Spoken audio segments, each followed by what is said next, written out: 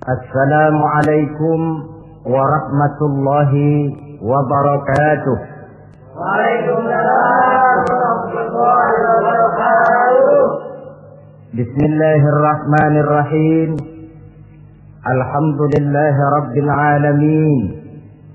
Wassalatu wassalamu ala ashrafil anbiya'i wal mursalin. Sayyidina wa maulana wa habibina wa syafi'ina Muhammadin wa ala alihi wa ashabihi al-mujahidin at-tahirin, amma ba'du. Saudara-saudara kaum muslimin rahimakumullah, pada pertemuan kali ini kita akan membicarakan riwayat Nabi Allah Ibrahim alaihi salam. Beliau termasuk salah satu dari 5 orang rasul yang merupakan kelompok yang dikenal dengan ulul azmi, yaitu para rasul yang dinilai mempunyai kelebihan di dalam keutamaan, ketabahan, keuletan, dan sikap istiqomah di dalam berjuang. Jumlahnya ada 5, yaitu Nabi Nuh, Nabi Ibrahim, Nabi Musa, Nabi Isa, dan Nabi Muhammad alaihi wassalatu wassalam. Sebagaimana yang kita maklum bahwa Nabi Allah Ibrahim alaihi salam lahir pada masa pemerintahan Raja Namrud laknatullah alaih. Namrud adalah figur yang lebih merupakan kekuatan daripada keadilan, lebih merupakan kezaliman daripada kebijaksanaan. Ia seorang raja yang memerintah secara sewenang-wenang, lalu dengan segala macam cara berusaha mempertahankan kekuasaannya. Itu sebabnya di hari-hari menjelang kelahiran Nabi Allah Ibrahim alaihi salam, entah oleh karena rasa takut dan khawatir akan munculnya orang-orang yang dapat menumbangkan kekuasaannya, entah karena bisikan ahli nujum atau dukun-dukun yang memang banyak mengelilingi istananya, ia memutuskan untuk membunuh seluruh bayi yang dilahirkan dalam bentuk laki-laki. Ini dilatar belakangi oleh kekhawatiran akan muncul seseorang yang dapat menghancurkan kekuasaannya, sebagaimana Fir'aun laknatullah alaih. Itulah sebabnya di zaman sebelum Nabi Ibrahim dilahirkan, Raja Namrud membuat peraturan. Apabila seorang ibu melahirkan bayi laki-laki, bunuh bayi itu.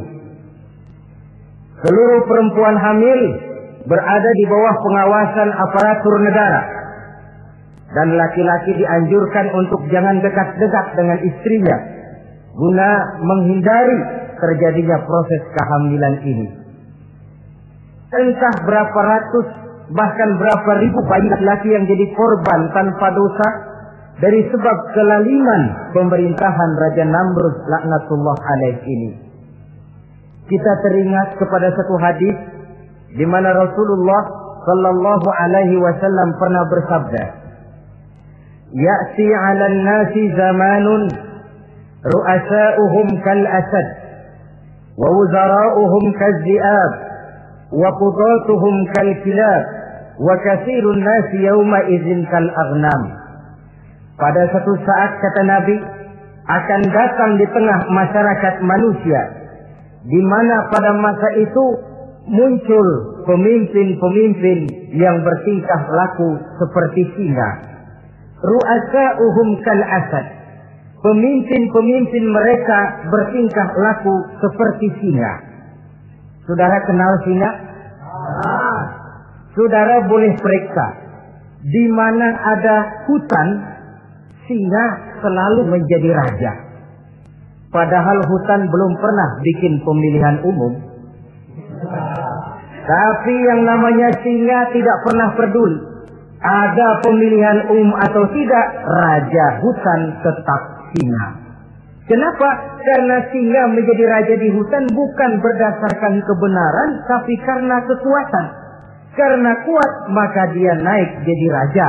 Soal benar atau tidak, soal lain.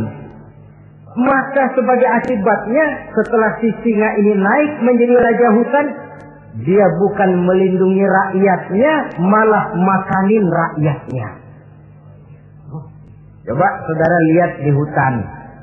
Kambing rakyat hutan dimakan oleh singa. Ayam rakyat hutan dimakan oleh singa. Sapi rakyat hutan dimakan oleh singa. Inilah akibatnya karena singa naik berdasarkan kekuatan. Setelah naik bukan melindungi rakyatnya, malah makanin rakyatnya. Mental semacam inilah yang dimiliki oleh Raja Namrud laknatullah alaih. Cuma karena rasa ketakutan akan datang orang yang akan menumbangkan kekuasaannya, maka seluruh bayi laki-laki harus dibunuh tanpa dosa apapun. Itulah kata Nabi, akan datang di tengah masyarakat manusia muncul pemimpin-pemimpin yang mentalnya seperti singa. Nah kalau yang jadi pemimpin sudah seperti singa, wa wuzara'uhum kazzi'ab. Yang jadi wazir, yang jadi menteri kata Nabi, lagunya seperti serigala. Nyetel ini, tapi serigala. Apa serigala itu? Saudara tahu dalam dongeng anak-anak, serigala itu kan binatang yang paling licik. Untuk terang-terangan dia tidak berani karena tidak punya kekuatan seperti sang singa. Maka dia pakai ilmu kelicikannya. Serigala itu kalau ingin makan daging ayam, pakai bulu ayam. Kalau kepengen makan daging kambing, pakai bulu kambing. Pendeknya, serigala binatang yang menghalalkan segala macam cara asal tujuan tercapai. Itulah serigala. Lambang dari sifat kelicikan. Lempar batu, sembunyi tangan. Pengen makan daging ayam, pakai bulu ayam, nyaruh jadi ayam. Pengen makan daging kambing, pakai bulu kambing, nyaruh jadi kambing. Ini akibat dari yang pertama tadi. Pemimpin seperti singa, lalu menteri pun seperti serigala. Efeknya kemudian yang segera menyusul apa? Wa qudatuhum kalsilab. Kalau pemimpin sudah seperti singa, menteri sudah seperti serigala, wa qudatuhum kalsilab, akan muncullah para penegak hukum yang mentalnya seperti anjing. Inna lillahi wa inna ilaihi raji'un. Penegak hukum yang mentalnya seperti anjing itu. Anjing, saudara lihat, anjing akan setia kepada siapa saja yang memberinya daging. Kalau dia disuruh jaga rumah, dia tidak bisa membedakan mana yang maling, mana yang tamu. Biar yang datang tamu, kalau nggak bawa apa-apa, pasti digonggong. Biar yang datang maling, kalau bawa daging, anjing kalem. Pokoknya siapa yang berdaging, itulah majikan saya. Apa kata majikan saya, itulah yang saya laksanakan. Maka hilang kebenaran hukum, hancur norma-norma keadilan. Oleh karena apa? Oleh karena anjing dapat daging. Lalu dalam kondisi semacam itu, yang jadi rakyat bagaimana? Kata Nabi, wa katsirun nas yauma idzin kal aghnam. Adapun kebanyakan orang pada masa itu, lagunya sudah seperti kambing.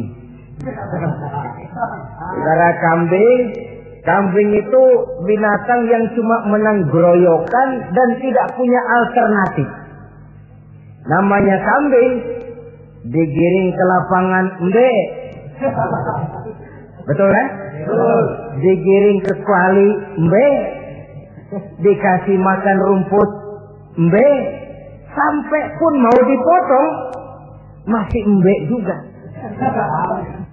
Tidak punya pilihan lain si kambing ini, tidak punya alternatif lain. Kondisi semacam inilah yang terjadi di masa pemerintahan Raja Namrud laknatullah alaih. Oleh karena diiming-iming, dibisiki oleh dukun-dukunnya, oleh nujum-nujum yang mengelilingi istananya, bahwa akan datang seorang anak laki yang kelak akan menumbangkan kekuasaannya, dia mengeluarkan peraturan. Ya peraturan singa. Mulai saat ini diumumkan kepada seluruh rakyat, siapa-siapa perempuan melahirkan bayi laki-laki, bunuh hidup-hidup. Seluruh orang bunting di bawah pengawasan Hansip negara. Dan mulai malam ini, supaya semua kaum bapak jarang-jarang tidur sama istrinya. Namanya peraturan Namrud. Tapi apa yang memang Allah kehendaki untuk terjadi, pasti terjadi. Yaitu kelahiran Nabi Allah Ibrahim alaihi salam. Pada saat beliau terlahir ke alam ini, oleh ayahnya yang bernama Azar, disembunyikan di dalam sebuah gua. Di sini bertemu antara nurani seorang bapak dan ketaatan kepada raja. Dia ingin taat kepada raja, dia mesti membunuh anaknya. Tapi sebagai bapak, dia sayang kepada anaknya, dia harus selamatkan. Dicarinya jalan tengah, maka Ibrahim disembunyikan di dalam sebuah gua dengan satu perhitungan tentunya. Lu mati, ya nggak apa-apa, lu hidup ya syukur. Sebab ini pertimbangan dia akan bikin susah dia di masa yang akan datang. Coba anak berkondisi apa adanya ditaruh di dalam gua, menurut perhitungan logika mati ini. Namun apa yang terjadi? Nabi Allah Ibrahim yang sejak masa bayi diletakkan dalam gua dipelihara oleh Allah. Dan kalau Allah yang sudah memelihara, orang mana yang sanggup mendatangkan bencana dan mudarat? Untuk melangsungkan kehidupannya, Nabi Ibrahim itu mengisap ibu jarinya. Dan konon menurut riwayat dari ibu jarinya itu keluarlah madu. Sehingga walaupun tidak didampingi oleh ayah dan ibunya, tinggal di dalam gua seorang diri, pertumbuhannya sebagai seorang bayi menjadi seorang anak, tumbuh dengan pesat sebagai lazimnya anak-anak yang lain. Dalam ilmu tauhid ini yang dinamakan irhas. Tanda-tanda yang diberikan kepada seseorang yang akan dipilih menjadi rasul pada saat dia masih anak-anak. Ini yang dinamakan irhas. Adapun kalau dia sudah diangkat menjadi rasul, maka tanda-tanda itu dinamakan mukjizat. Kalau jatuh kepada wali, maka tanda itu dinamakan karomah. Atau yang dalam bahasa kita disebut dengan keramat. Jadi kan kita ini dalam kehidupan anak-anak kita kadang-kadang bisa melihat bakat yang dimilikinya pada saat dia masih kecil. Tanda-tanda itu ada. Nah, dalam kehidupan para rasul, masa kecil mereka yang melakukan itu dinamakanlah irhas. Begitulah Nabi Ibrahim tumbuh dari bayi menjadi anak-anak di dalam gua. Dan ayah ibunya kadangkala menengok dia. Pada saat dia sudah mulai pandai berbicara, dia sudah mulai berpikir. Dan pola berpikir yang pertama, satu hari dia tanya bapaknya, "Papi," kalau bahasa sekarang, "ini yang bikin alam ini sebenarnya siapa? Yang bikin saya siapa? Yang menyebabkan saya ada siapa?" "Ya kami, ibu bapakmu," kata ayahnya. "Oh begitu." "Lalu yang bikin ibu bapak siapa?" "Ya nenekmu. Gara-gara dia saya ada, gara-gara saya kamu ada." "Lalu yang bikin kakek dan nenek siapa?" "Ya buyutmu." "Lalu yang bikin buyut siapa?" "Ya bapaknya buyut." "Yang bikin bapaknya buyut?" "Ya kakeknya buyut." Kalau gitu nggak pernah selesai dong. Tentu akan ada pencipta pertama. Siapa pencipta pertama itu? "Bapaknya buntu." "Lu jangan usil dah." Teman-teman lu juga nggak pernah nanyain urusan kayak begini. Saya nggak puas, Pak. Begini sekarang, saya mau tanya. Ini kaum kita nyembah apa? Nyembah berhala. Ya yang bikin berhala itu siapa? Saya, bapakmu, Azhar. Kaum kita menyembah berhala. Ini bapak. Kenapa nggak nyembah bapak aja kok tanggung-tanggung? Jawaban ayahnya tidak membuat ia jadi puas. Terus merenung siapa gerangan pencipta pertama, siapa gerangan yang patut disembah dengan sebenarnya, siapa gerangan pencipta alam semesta ini. Bila malam datang, dia melihat bintang gemintang bertabur menghias cakrawala, dia berkata, ini yang patut dianggap Tuhan, tinggi, terang benderang. Tapi manakala besok pagi bintang tenggelam, dia pun bilang, la uhibbul afilin. Saya tidak suka kepada yang tenggelam. Masa Tuhan tenggelam? Ketika malam datang, bulan pun terbit. Nah, ini barangkali yang Tuhan. Ini lebih besar dari yang semalam. Tapi bila bulan pun terbenam, lagi-lagi dia bilang Tuhan tidak mungkin terbenam. Lalu bila matahari terbit, nah ini enggak salah lagi. Ini lebih gede dari yang dua-dua kemarin. Ini pasti Tuhan. Dan manakala matahari terbenam, dia pun berkata, Tuhan tidak akan pernah terbenam. Perjalanan yang mencari Tuhan ini bisa saudara baca dalam surah Al-An'am ayat 76 sampai dengan ayat 79. Sampai Allah memberikan petunjuk kepadanya, mengangkatnya menjadi seorang rasul dan menyampaikan misi dakwahnya.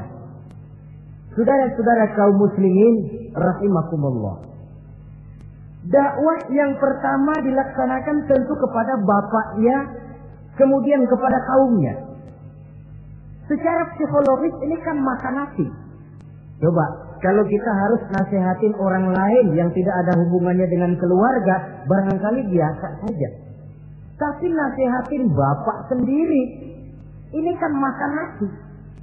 Mau didiamkan saja, batil dan sesat. Mau diceramahin bapak sendiri. Tapi bapak tinggal bapak. Kewajiban melaksanakan dakwah jalan terus.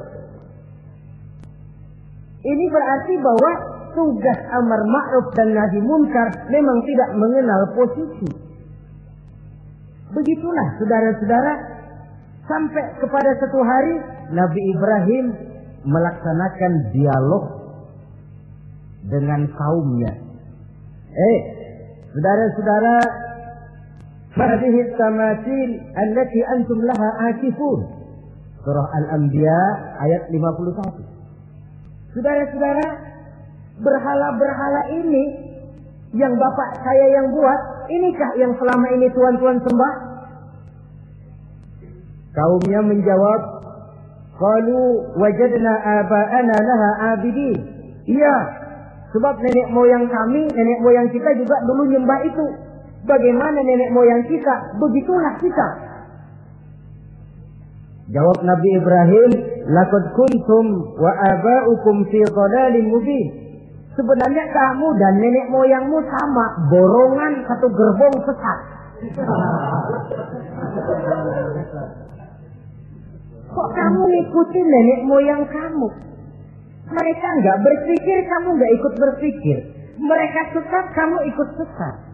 Kamu sudah hidup di satu zaman yang maju sekarang ini. Kenapa mau kembali ke zaman nenek moyang dulu? Menyembah berhala yang nyata-nyata tidak sanggup mendengar, tidak sanggup melihat, tidak sanggup memberikan manfaat mudarat. Pokoknya kalau kamu tidak tinggalkan berhala-berhala ini, suatu saat pasti akan saya sikat dan saya hancurkan.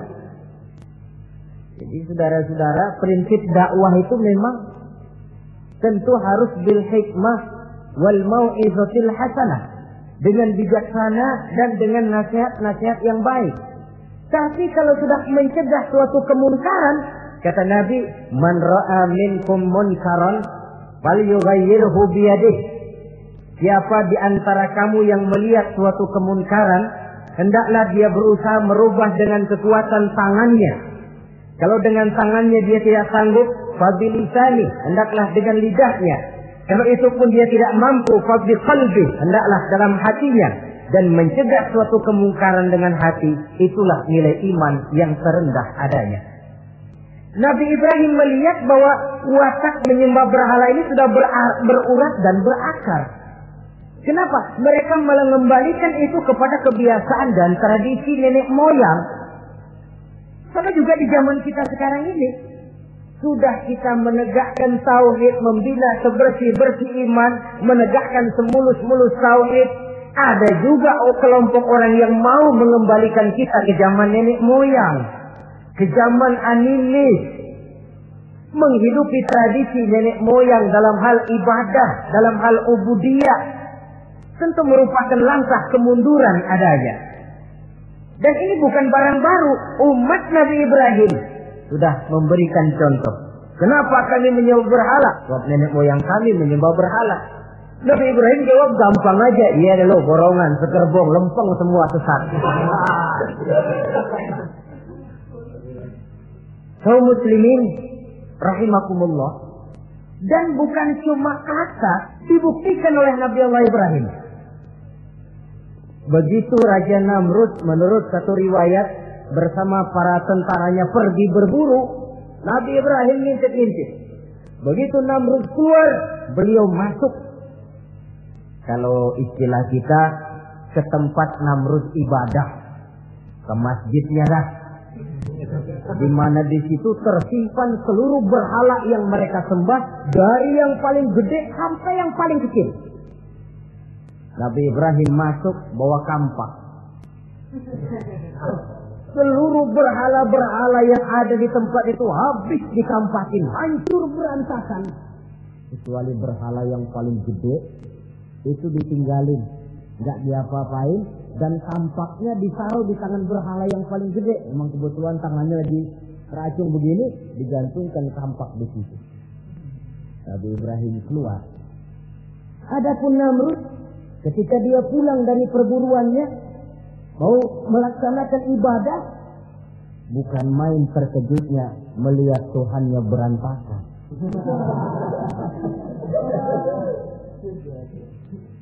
Waduh, ini celaka kerjaan siapa ini? Dikumpulkan para intel negara, staf-staf khusus. Ini ada supersip masuk kemarin, mengganggu stabilitas peribadatan kita. Ini mesti dicari siapa biang keroknya ini. Cari sampai ketemu siapa yang menghancurkan Tuhan-Tuhan kita ini. Intel pun disebar. Ada yang ke kota, ada yang ke desa, ada yang pokoknya ke seluruh penjuru. Sampai ada yang desas-desuskan. Tuan Raja, bagaimana? Saya dengar selentingan berita. Berita apa? Pada waktu Tuan Raja pergi berburu, seorang anak muda bernama Ibrahim masuk ke tempat ibadah kita. Barangkali dia yang menghancurkan patung-patung kita. Kalau begitu cari, tangkap Ibrahim, tangkap.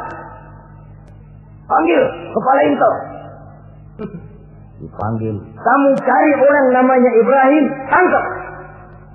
Kok ditangkap? Tangkap. Sebab menurut berita dia yang menghancurkan berhala-berhala kita. Ya tapi kan belum ada buktinya, Pak. Soal bukti gampang, belakangan. Yang penting tangkap aja dulu.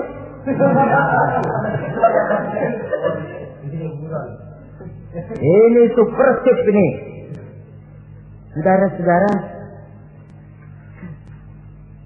dicarilah Nabi Allah Ibrahim, ketemu, dihadapkan kepada Raja Namrud, disidang di pengadilan terbuka, disaksikan orang banyak, dibuka oleh Raja Namrud. Sidang luar biasa dalam rangka memeriksa dan mengadili tertuduh Ibrahim. Dengan ini kami buka, kami nyatakan dibuka untuk umum. Terdakwa supaya dibawa ke dalam ruangan sidang. Dihadapkan Nabi Ibrahim. Nama Ibrahim. Orang tua. Tuduhan menghancurkan berhala. Hadza bi alihatina ya Ibrahim. Hai Ibrahim, benarkah kamu yang menghancurkan Tuhan-Tuhan kami? Ah, siapa bilang? Ada berita yang sampai kepada kami. Ketika kami keluar, kau masuk ke tempat kami ibadah. Ngaku aja dan ngaku. Daripada urusan jadi panjang, mendingan ngaku aja dah. Kata Nabi Ibrahim, enggak. Bal fa'aluhu kabiruhum hadha. Yang menghancurkan berhala-berhala Tuhan, berhala yang paling besar ini. Yang paling besar ini. Besarnya nunjuk ke patung, ininya nunjuk ke dirinya. Kabiruhum kepada berhala, hadha kepada dirinya sendiri. Wah, enggak, kata Nabi Ibrahim. Setahu saya enggak semua berhala hancur. Saya dengar yang paling gede enggak apa-apa. Ya. Dan ada kampak di tangannya. Kali yang gede tuh iseng. Jadi yang kecil-kecil ini dikampakin semua sama yang gede. Oh, buktinya kampak masih ada di tangannya kok. Tanya aja dia. Kata Namrud, Ibrahim, kamu sudah gila apa? Kenapa? Masa kayak dia disuruh nyembah berhala, disuruh nanya berhala? Jadi nggak bisa jawab dia? Nggak bisa jawab. Nah kalau nggak bisa jawab, kenapa disembah? Yang gila saya apa sampean?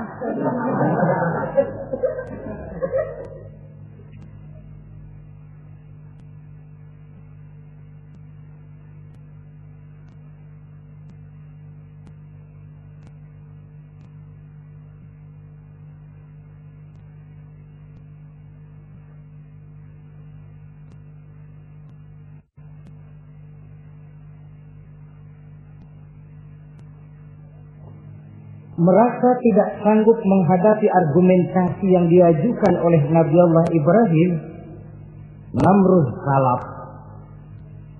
Dalam kesalafannya itulah ia menjatuhkan vonis bahwa Nabi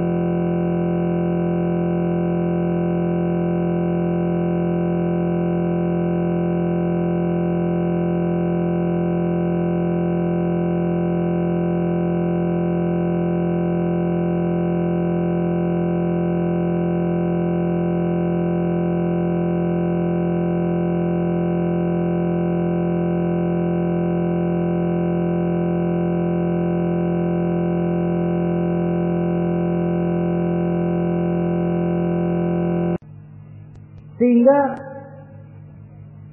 tentara Namrud bingung.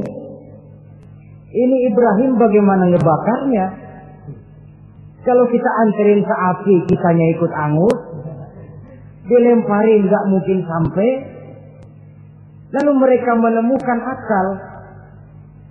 Dibuat semacam lentingan busur panah. Kalau istilah kita di kampung kayak selepetan begitu. Sehingga Nabi Ibrahim dilemparkan dan tepat jatuh di tengah kobaran api yang menggunung. Namrud tentu saja memandang dengan perasaan puas. Segenap konco-konco dan antek-anteknya melihat dengan hati yang lega. Dan semuanya merasa hancur sudah biang kerok yang selama ini menjadi racun dan duri dalam kehidupan kita.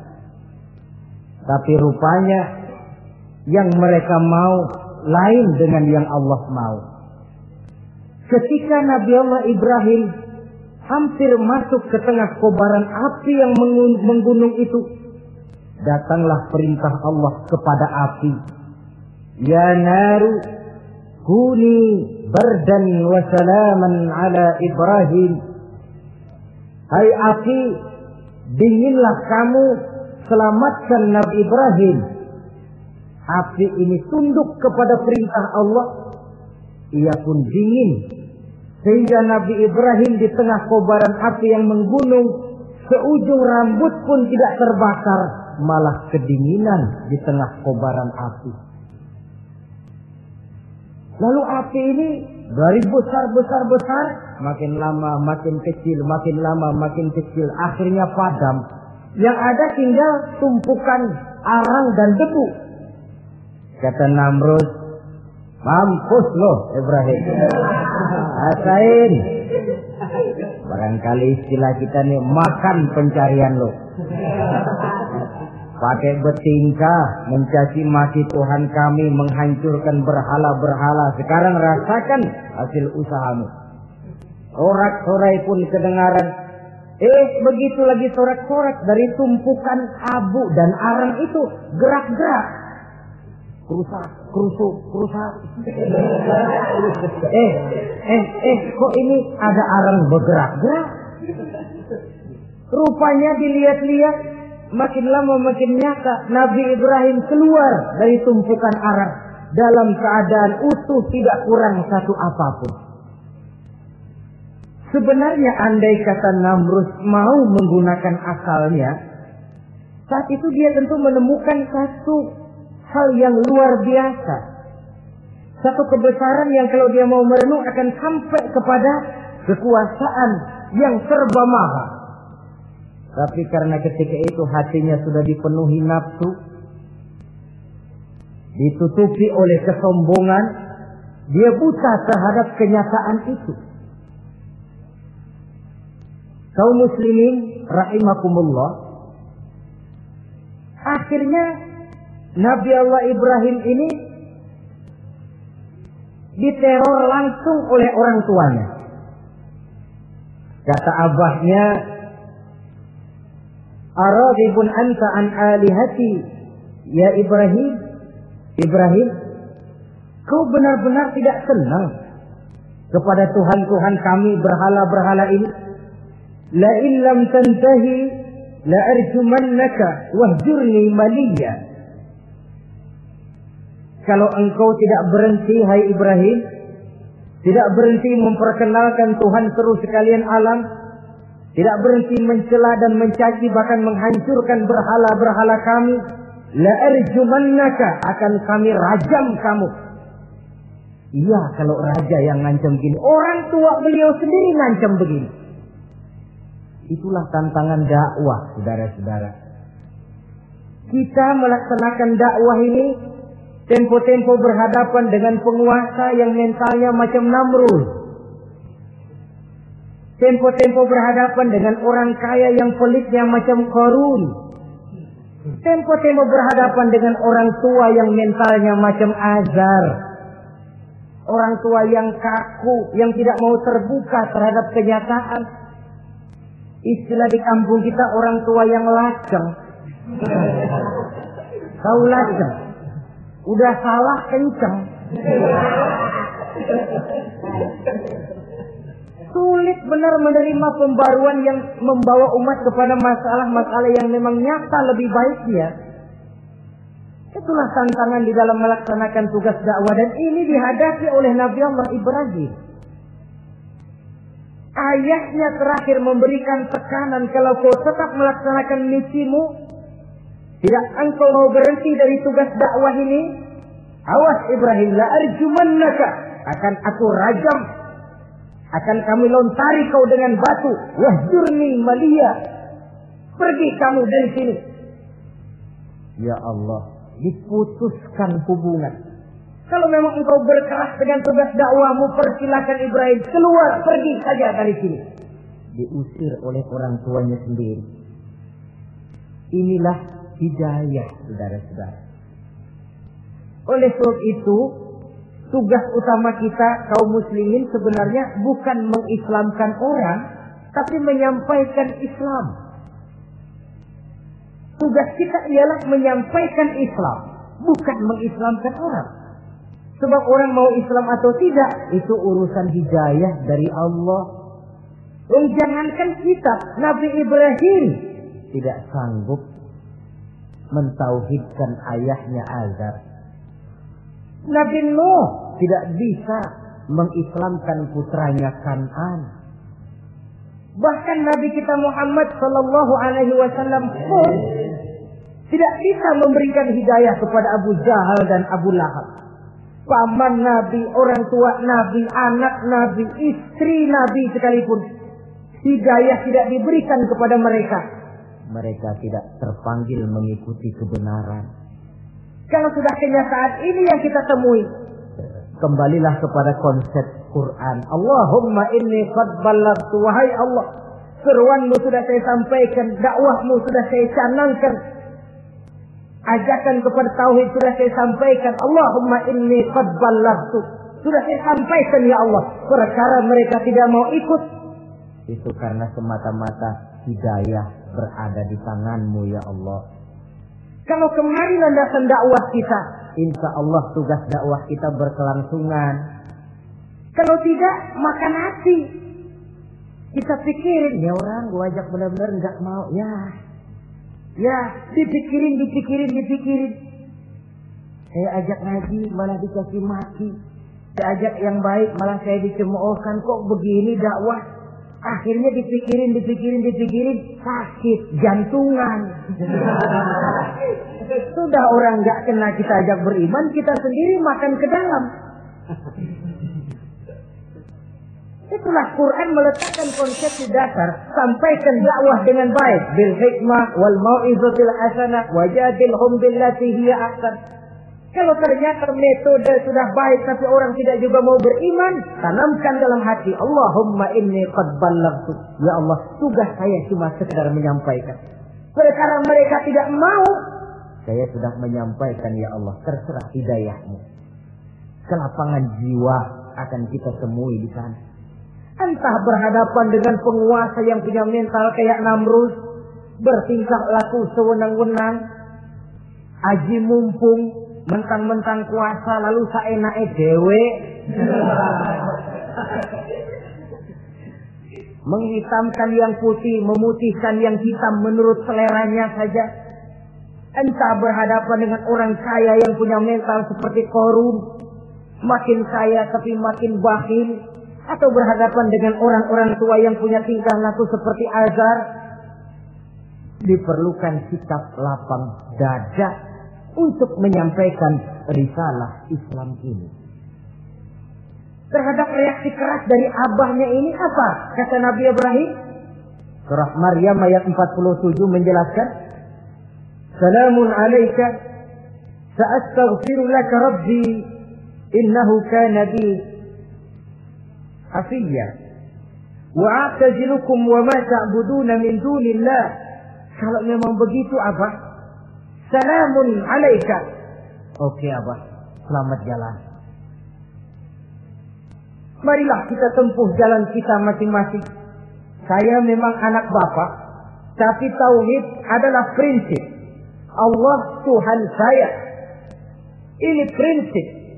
Kalau Bapak tidak mau mengikuti seruan saya, padahal saya sayang kepada Bapak, saya cinta kepada Bapak, saya tidak ingin Bapak bersekutu dengan setan, saya tidak ingin Bapak menemani setan di dalam neraka, saya ingin menyelamatkan Bapak. Tapi ini rupanya vonis Bapak, hendak merajam saya, mengusir saya dari sini. Oke Bapak, salamun alaika, selamat jalan. Sa'astaghfirullah, saya akan memohon ampun kepada Allah untuk Bapak. Memohon ampun. Jadi walaupun dalam Islam kita berbeda akidah dengan orang tua, tetapi kewajiban untuk berbakti tidak menjadi putus karenanya.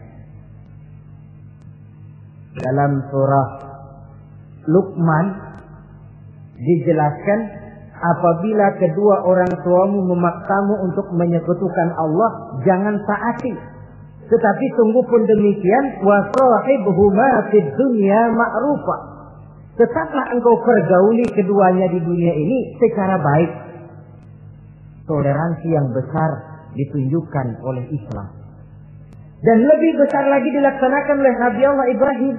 Sungguh pun Bapak sudah mengusir saya, menolak mentah-mentah ajaran tauhid, tetap juga menyembah berhala, tetap juga bersekutu dengan setan. Saya akan memohonkan ampun kepada Allah untuk Bapak. Wa atazilukum, saya akan menjauhkan diri dari apa yang Bapak sembah, dari apa yang kaum kita sembah selain daripada Allah. Bapak menyembah berhala, kaum kita ini menyembah berhala, wa a'tazilukum. Saya akan menyingkir dari semua itu. Selamat jalan Abah. Istilah kita goodbye my dear. Ini jalan yang membedakan saya dengan Abah. Jalan tauhid dan jalan syirik. Di sini kita harus berpisah. Walaupun dengan berat hati kita berpisah. Jadi keluarga dan akidah punya garis yang jelas. Umumnya, ya walaupun baik tapi memang harus ditingkatkan. Umumnya kita ini kan mayoritas merasa sebagai muslim karena keturunan. Kenapa kamu Islam? Bapak saya Islam, nenek saya Islam, saya Islam. Baiklah, itu pun baik. Pada mulanya memang harus begitu.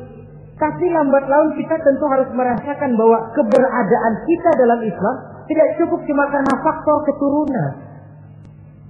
Dengan kata lain, kita harus memperbaiki kualitas keislaman kita. Inilah proyek utama kita sekarang, mengislamkan orang Islam. Saudara-saudara kaum muslimin rahimakumullah. Maka Nabi Ibrahim pun meninggalkan orang tuanya, meninggalkan kaumnya, uzlah, hijrah ke tempat Baitul Maqdis, daerah di Palestina sekarang ini. Sejarah kehidupan Rasul umumnya memiliki kemiripan. Rata-rata ditentang oleh kaumnya sendiri dan sebagian besar lalu hijrah. Itu barangkali memang resiko dari satu perjuangan. Nah, begitu tantangan yang dihadapinya dalam melaksanakan dakwah. Lalu cobaan-cobaan yang diberikan Allah kepada Nabi Ibrahim pun luar biasa. Pantas kalau beliau itu masuk ulul azmi dan mendapat titel Khalilullah. Nabi Ibrahim titelnya Khalilullah, orang yang mencintai dan dicintai Allah. Khalilullah. Ini terbukti dari cobaan-cobaan yang dihadapinya. Pertama, dari perkawinannya dengan Siti Hajar, dengan Siti Sarah maksud saya, beliau tidak dikaruniai seorang anak pun. Umur sudah lanjut. Padahal anak kita tahu pelanjut sejarah, penyambung cerita, si buah hati, belahan jantung. Sampai pada satu hari Hajar musyawarah. Kalau bahasa kita, Bang, bagaimana Hajar? Lama juga kita sudah berumah tangga kan Pak? Lalu, dan kita sejauh ini belum dikaruniai seorang anak pun. Ya sabarlah, pada waktunya tentu akan ada juga. Tapi kapan lagi Bang? Usia kita sudah cukup lanjut. Maksud kamu bagaimana Hajar? Begini sajalah Bang. Bagaimana kalau abang kawin saja lagi? Ya Allah, punya istri macam begini, menyuruh lakinya kawin lagi. Tapi dasar Nabi Allah Ibrahim, nggak mau saya kan cinta sama Hajar. Iya, soal cinta saya tahu, dan saya tidak meragukan cinta abang kepada saya. Cuma masalahnya saya nggak bisa memberikan keturunan Bang. Bukan nggak bisa, belum. Sudahlah, kawin saja lagi Bang. Nggak mau nggak mau. Istrinya nyuruh kawin, lakinya ogah-ogahan. Sekarang kan enggak, istrinya larang kawin, suaminya malah ngirintil.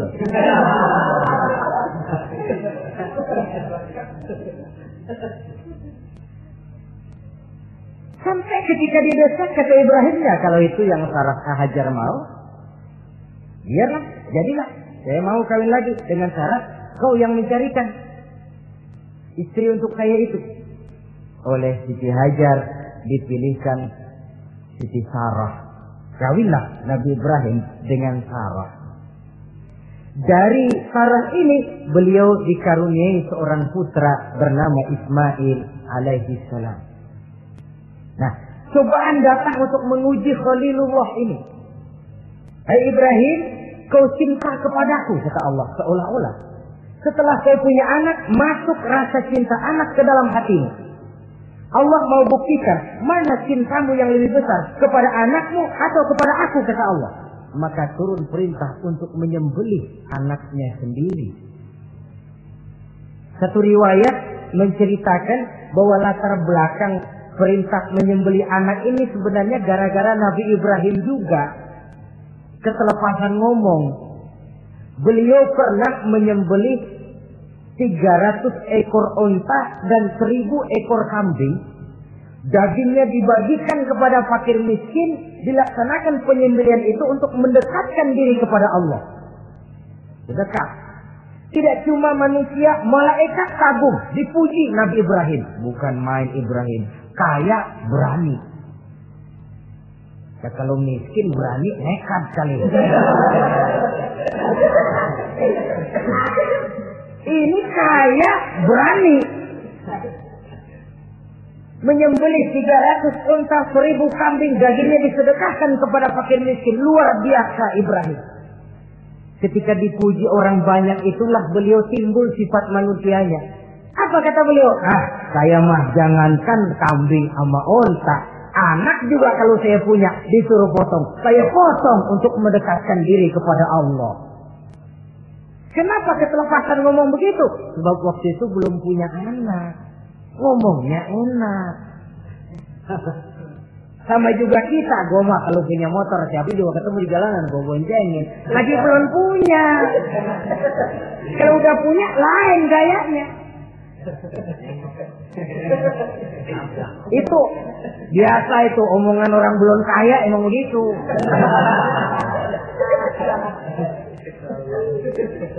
Saudara-saudara, sehingga omongan yang beliau sudah lupa bertahun-tahun bahkan puluhan tahun ini. Begitulah ketika sudah punya anak Ismail, falamma balagha ma'ahu sa'ya, ketika Ismail sedang lucu-lucunya dalam tidurnya mimpi turun perintah, ya Ibrahim uffi binuzrika. Hai Ibrahim, bayar nazarmu. Nazar? Iya. Apa nazar? Dulu pernah ngomong apa, ingat enggak? Jangankan cuma kambing, unta, anak pun kalau punya disuruh potong, saya potong. Jadi anggap nazar. Bayar nazarmu, potong anakmu. Dipikirin siangnya, semalam itu benar-benar perintah Allah apa cuma mimpi? Kalau mimpi kok jelas amat. Kalau perintah Allah kok kelewatan amat. Pakai anak disuruh potong, emang gak ada yang lain apa?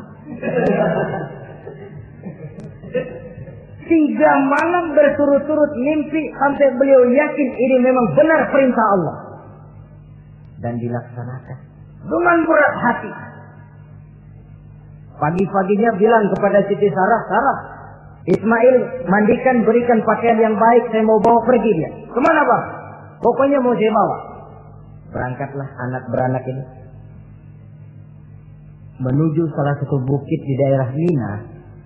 Ketika duanya sudah mau berangkat, iblis sibuk bukan main. Ini cobaan loh. Orang kalau mau ibadah, iblis paling gatal. Segala macam cara mereka lakukan agar orang jangan ibadah. Ini Ibrahim mau membuktikan cintanya kepada Allah. Ya Allah, lihatlah. Walaupun saya sudah punya anak, cinta saya kepadamu lebih besar ya Allah. Walaupun perintah ini menyembelih leher anak sendiri, saya potong karena melaksanakan perintahmu. Iblis ribet. Mula-mula dia bisikin Nabi Ibrahim. Hei Ibrahim, kau lihat anakmu di belakang itu. Kecil, lucu-lucunya. Masa anak begitu mau dipotong? Tega kamu Ibrahim. Ini perintah Allah. Gak ada urusan sama ente. Iya.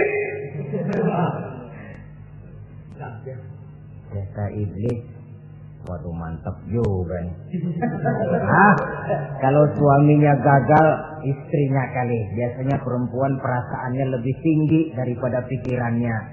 Ini Siti Saroh barangkali, kalau Siti Hajar barangkali, kalau saya perdayai bisa terpedaya.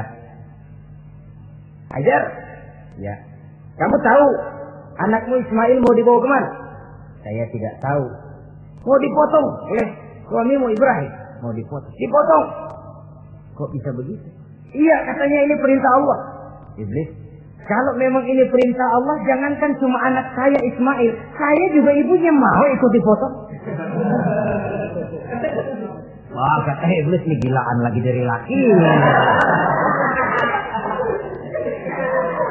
Saya kira karena perempuan bisa barangkali dilemahkan semangatnya, saya tidak.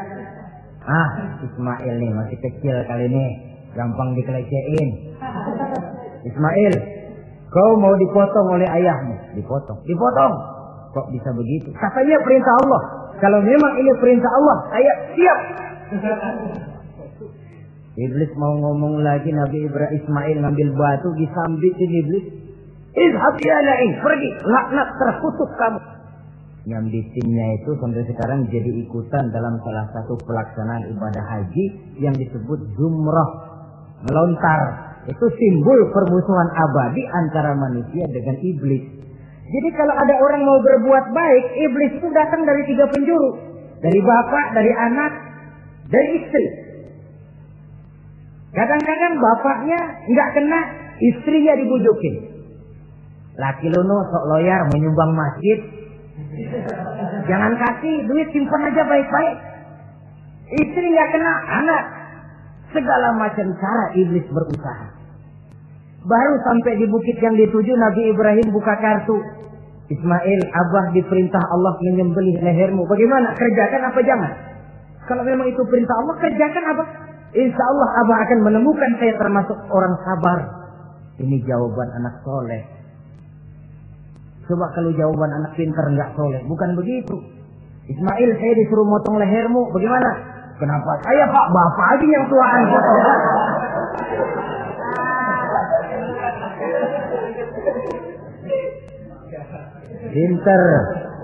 Pinter, tapi nggak soleh ya begitu itu, minteri jadinya. Saudara-saudara, sampai Nabi Ismail diganti oleh Allah dengan seekor kambing kibas. Cobaan terhadap kecintaannya kepada Allah. Kau cinta aku, itu benar. Tapi setelah kau punya anak, rasa cinta anak masuk ke dalam hatimu. Mana lebih besar, cintamu kepada anakmu atau cintamu kepada aku, kata Allah. Terbukti cintanya kepada Allah lebih besar daripada cintanya kepada anaknya. Bukankah nilai cinta itu baru terasa nyata kalau sudah lewat cobaan, lewat pembuktian? Sehingga dengan demikian kata orang, biasanya cinta itu menuntut pengorbanan. Berani bercinta, berani berkorban. Jangan takut berkorban, nggak usah cinta-cintaan.